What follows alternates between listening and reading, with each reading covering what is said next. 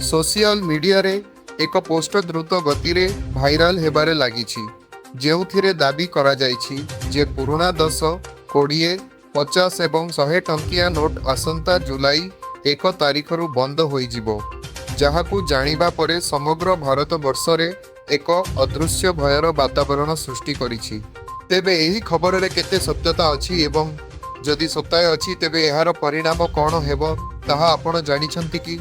तेबे एही खबर सुनी आपण मध्य व्यतिव्यस्त हेउछंती तेबे व्यस्त हुअंतु नाही।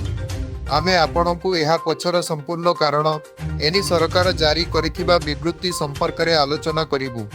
खबर मुताबक विभिन्न सोशल मीडिया रे भाइराल हेउथिबा एही पोस्टटी हेउछि बैंक ऑफ महाराष्ट्र लोगो थिबा एक पोस्टर। पोस्टर स्पष्ट भाव में लिखा जाइछि जे आसंता जुलाई 1 तारिखरु RBI जारी करिथिबा समस्त 10, 20, 50 एवं 100 टंकिया नोट संपूर्ण बंद होइजिबो।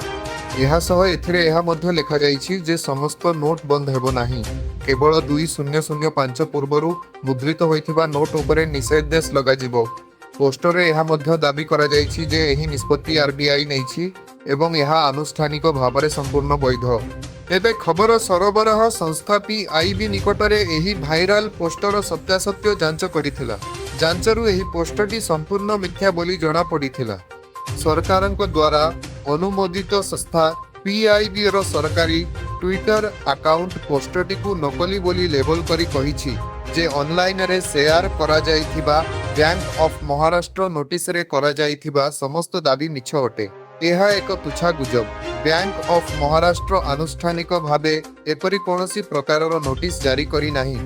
RBI एहा मध्य स्पष्ट करिछि जे 2005 पूर्वरु जारी होइथिबा नोटगुड़िक आईनगत भावरे वैध रहिछि एवं एहाकु निषिद्ध करिवार कोनोसी प्रकारर योजना नाही।